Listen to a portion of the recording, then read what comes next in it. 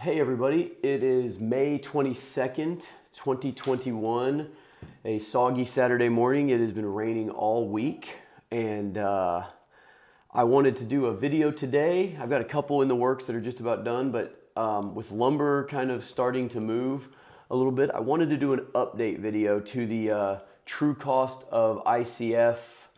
I'll post a link right here to the video that I did about 2 months ago that compared specifically Fox blocks to a quality frame zip board 7/16 zip wall framed house. And at the time it was basically on par. There have been some changes in the market. There are changes coming. So I think what we'll do while everything is in flux is maybe we'll revisit this every month or two as things move. I do think that the futures market in lumber, it's a good sign, but it's going to take a while to correlate to your pocketbook if you're actually buying lumber, but it's coming. So, thank goodness for that. But before that, I want to show you the video that I'll be doing early next week. You can probably see behind me here, this is my home office, and I'm going to grab the camera. Me and the wife are building a room addition, a master bedroom with a crawl space. It's more like a basement underneath it. Let's see. And I'm going to scroll around here real quick and show you this. We're going to be showing you guys light deck. We're going to do a smudge on the glass is awesome. But we're going to have this really cool light deck floor. You can see the backyard is a complete shambles at the moment, but we poured the ICF last week, just me and her. We're doing a video to show off the, if you want to call it the DIY ability of ICF, and she did awesome. I'll show you a quick clip of her pouring that, and then I will get back to the meat of this video. So this is my wife, Christina, and as you can see, she is pouring her very first ICF wall ever. I was mainly being the cameraman. I did a little bit around the corners and stuff, but we have filmed this from the time we were on the ground all the way to the top, and she stacked a lot of the block.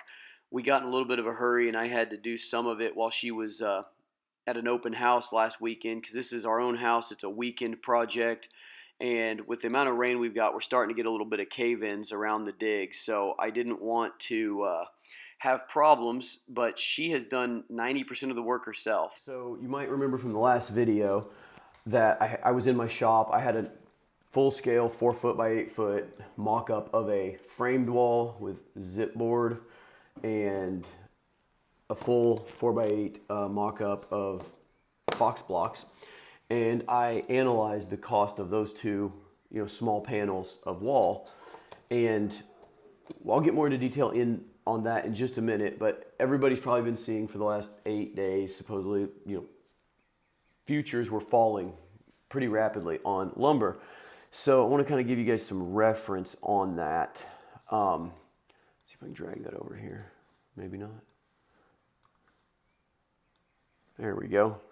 So you can't see what I'm looking at here, but just for reference, back in May of last year, January of last year, February of last year, we were down in the $350 per thousand board feet. That's the commodity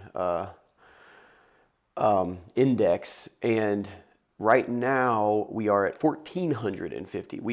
We peaked out about a month ago right at $1,700 per board foot, which was over 4 times, where it had been traditionally before COVID. And it dropped this week all the way down to $1,200. Almost down to $1,200 for a little bit. I think the closing price was like $1,260, $1,264, and now it jumped back up to $1,450. That's just traders, being jerks, getting in when things are going down, driving it back up. It'll go back down. There's no shortage of timber.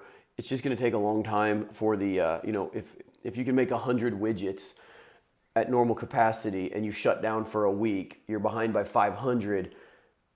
You can't just make that up in 5 days. It's going to take, maybe you pay all the overtime in the world and you can make 110 or something. So you got to make up, 10 a day for 50 days to make up that 500 you lost. And that's sort of what we probably are dealing with lumber, and honestly, just a lot of greedy people taking advantage as well. The big problem is as things start to fall with lumber, a lot of your hometown lumber yards that I deal with, they don't want to buy up here knowing it's coming down. They're going to have a 2x4 they paid $20 for that's going to sell for $10 in 6 months. So they're just going to start running out of lumber. They're going to kind of buy when they absolutely have to and not. So there's going to be, instead of just high prices, now there's going to be shortages. You're going to be forced to buy from the big box guys, which fine, they're not really more. They're just kind of a, it really sucks to have to go pick through your own lumber when you can just call a lumber yard and have it delivered for about the same price normally. So there's going to be a lot of annoyances as things come down. It's also just like gas prices. You know, the futures go up, the price goes up immediately. The price goes down, and they want to get their price for those things they bought high as long as they can until the market just forces them down. So while we are heading in the right direction, and just to put it in perspective, you know, we've gone down, you know, $200, $250 per 1,000 board feet. We need to go down another over 1,000 to get back to where we were. So got a ways to go. Hopefully it happens fast. But in the meantime, I just went over to Home Depot this morning and checked the prices of zip and lumber to reference you. The cost of the ICF is still been stable, but I'm going to factor in a price increase that I have an educated guess that's coming. Just to be fair to lumber, I do think that, you know, Fox Blocks is going to go up at least 5% here in about a month. It may be a little more. I think we're going to factor in about 10% just to be totally safe and transparent. And then we're going to get into just the numbers right now, and we will go from there. Okay, so if you remember a couple months ago from that video, the zip board, I'm going to do the lumber first, burst everybody's bubble on the hope that the futures were going to matter right away anyway. So the zip board was $55 a sheet. I'll just put the screenshot of the old video. $55 a sheet. 2x6s were $12.33, and you need 5 of them for that 4x8 sheet. Tape was about $32 a sheet, and I divided that by 6 because you can get about 8 sheets covered with a roll of tape, but then after you go around your windows and everything else, just a factor of, you know, 1 roll of tape per 6 sheets is a pretty good factor to figure. So it ended up being around $5, a little over $5 per sheet for the tape. And we figured insulation at $1.60 a square foot to get you to, which was like 55 bucks, to get you to $187 for that 4x8 sheet, you know, ready for sheetrock, ready for whatever you put on the outside. And we were going to take the ICF to that same point and, you know, compare the costs. And today, you know, okay, I actually decided to do this video about a week ago, and Zipboard was, I was shocked. I was walking through the aisle Home Depot, and it's, you know, so expensive now. They just got it blocked in with all their junk in the back. You can't hardly even get to the sheets, but they were $69 a sheet. I was like, you know, I can't believe it's still going up. So I went in there today after, you know, oh, commodities fell for 8 days straight. I bet it made a difference. $71 a sheet. $71 a sheet. Just to put that in reference, you know, and I'm not hating on lumber, guys. I love Zip. It's actually a great product. I'm a carpenter by trade, but I do a lot of work with walnut, plywood, you know, really high-end cabinet grade plywood. $71 a sheet right now. I can buy 3/4 inch cabinet grade birch from my cabinet supplier. Walnut, in the same period of time, this has gone from $17 a sheet to $71. My 4x8 3/4 inch cabinet grade walnut has gone from $115 a sheet to like $130, $135. It's gone up, you know, 15% in the time this has gone up $400. It's a joke. I mean, I'm so annoyed by it just thinking about it. It's just crazy because if one wood product goes up $400 and another wood product goes up, I understand supply and demand and everything else, but it's more Wall Street and traders and BS than it is an actual market force. And just give it time. It's going to correct itself. It's going to have to. So anyways, $71 a sheet for that. The 2x6s, I'll show you a picture here, $15 and change instead of $12.33. So that's up. Zip tape is not even in stock there, but my lumberyard, I had to buy 5 rolls of it last week, and it's $42 a sheet now, which is now getting you up to about $7 a sheet on the, you know, per sheet of zip. That is going to increase your costs. Insulation, you know, I left it alone. I didn't even call my insurance guy. He hasn't, or my insulation guy. I haven't heard of any price increases, so I think, it's probably kind of okay. But so in the last 2 months, we've gone from $187 to build that section to get it ready for, sheetrock to $211. So we're up another $24, 20% basically, more than 20 or 10%, another 10%. It just never seems to end. But again, light at the end of the tunnel. The futures are coming down for the first time in a year. So I feel like this is a temporary market anomaly. We're probably going to need to do this again here in another month or two, because this one's going to go up a little. Hopefully the lumber starts to come down and we get back to a world where this is a premium upgrade. This is more expensive, as it should be. This is a far superior type of construction, which is the whole point of these videos, is to show you right now you can, if you're going to build, I totally support you going, hey, I'm going to wait. I mean, I am doing my own room addition. I'm doing the concrete part, and then I'm going to stop. I'm going to stop and wait 3-4 months. I'm going to let the lumber come down a little bit before putting the roof on. I'm in no hurry, and you shouldn't be either. That said, that kind of wraps up the lumber. I want to talk about the one thing that the last video, I had probably 200 comments telling me I forgot the rebar. And I didn't forget the rebar. I forgot to tell you why I left it out. So the one thing I can't really factor in for you is on a framed wall, depending on where you live and the codes, you're going to have a bunch of like Simpson or whatever strapping. In Springfield, Missouri, where I live, we're going to have hurricane clips. We're going to have a few connections that are required at floor to floor, but not a lot. We're going to have things, window strapping, some other stuff, but not a ton. But between that, all the nails that are going to go into nailing those straps off, they're little Tico nails, and then all the ring shanks to nail this off to code. You got to nail it every 4 inches around the perimeter, and then every 12 inches in the field. Ring shanks are not free. All the nails in the 2x6s all the way around. You're going to easily have $1,500 in all those connections in Springfield. Now, what if you guys live in the Gulf Coast in a hurricane zone? I've built several houses in Dauphin Island, Alabama.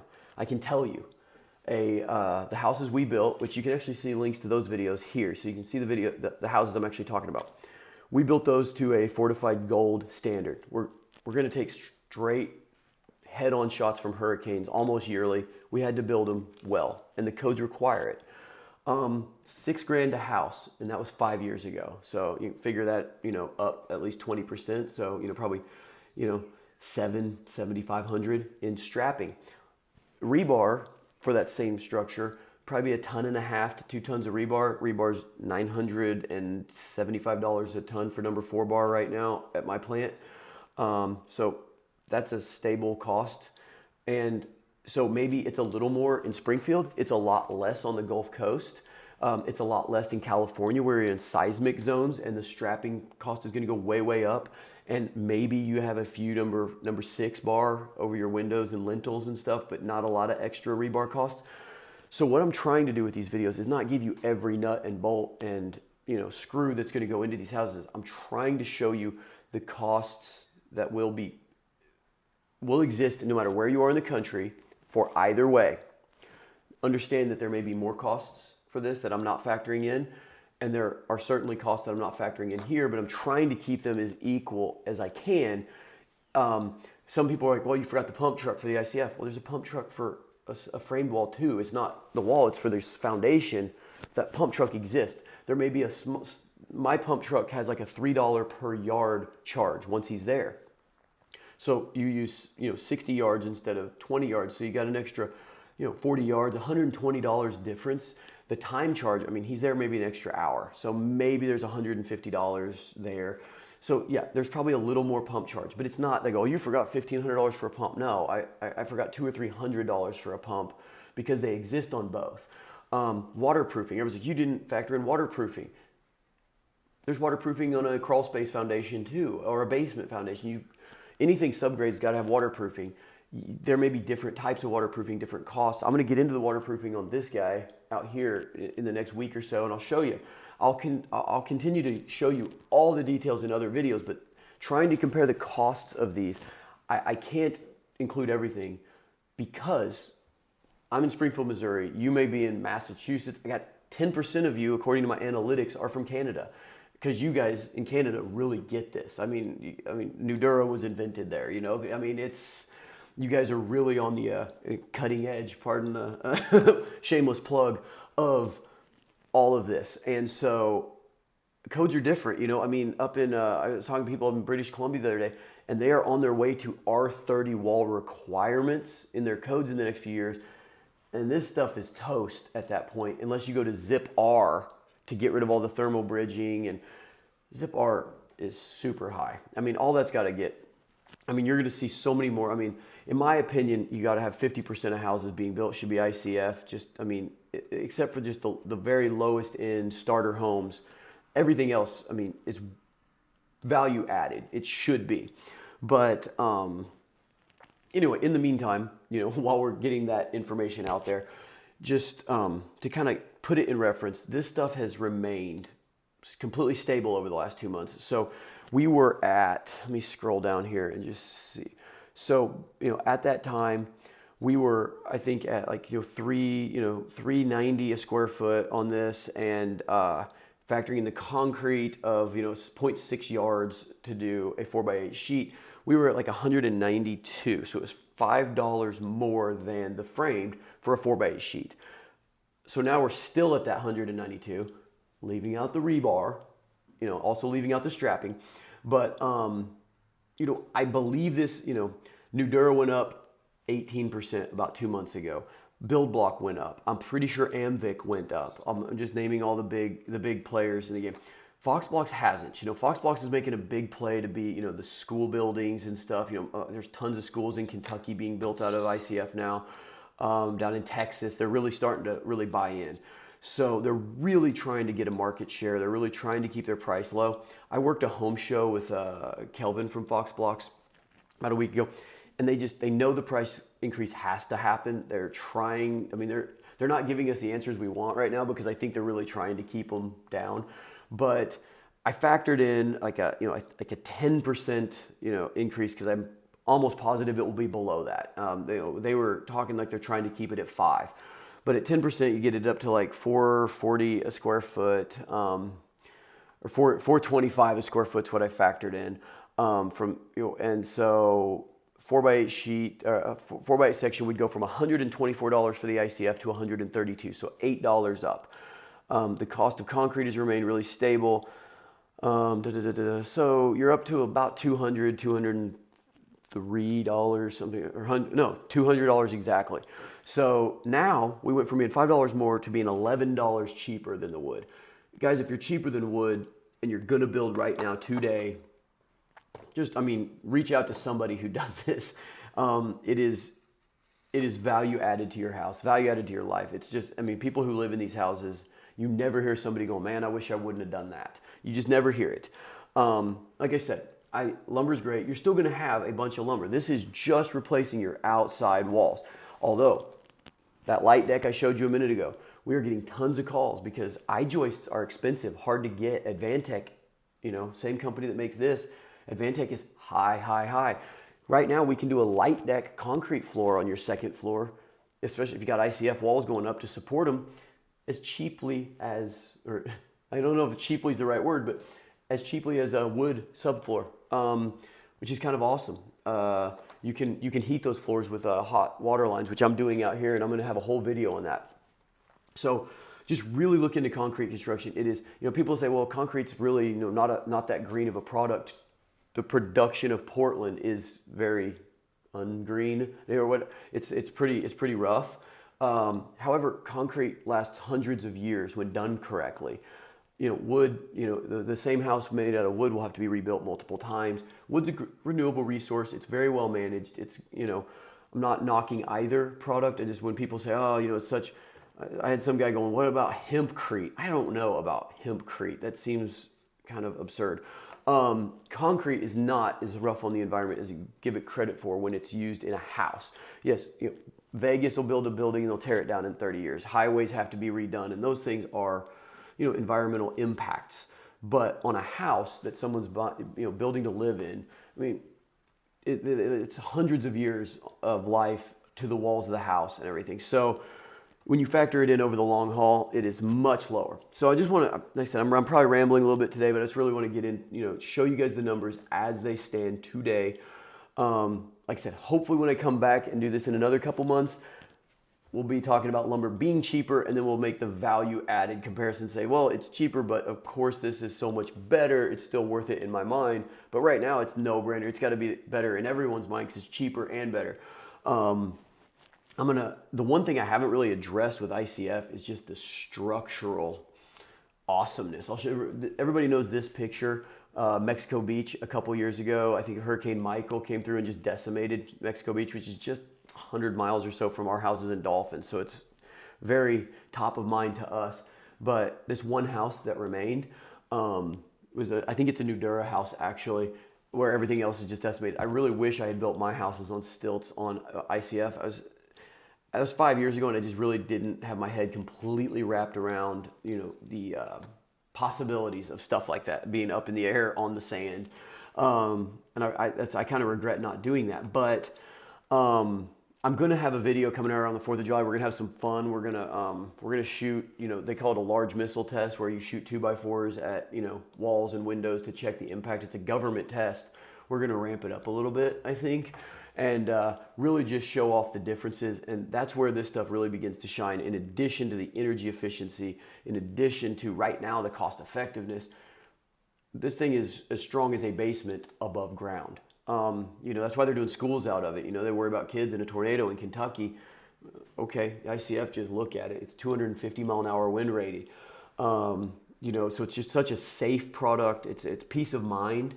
And like I said, guys, there's a lot of players in the market right now that are really trying to make this, make you realize that this is not, a bridge too far for anybody. And if you're gonna, live in a house for 20, 30 years, this is just the better way to live. Anyway, I'm gonna get out of here. Like I said, I'm gonna have 2 more videos. I've got a cable rail video coming out, probably first of the week. I wrapped it up last week at the big house, and our little house is almost a sheetrock, so I'm gonna show you guys sheetrocking on ICF, and obviously the one with me and the wife pouring. Like I said, I'm going to show you start to finish from her stacking the block with me and everything. But I just wanted, it's so wet out there. I want to do a little kind of wrap up video of the first phase of our little room addition.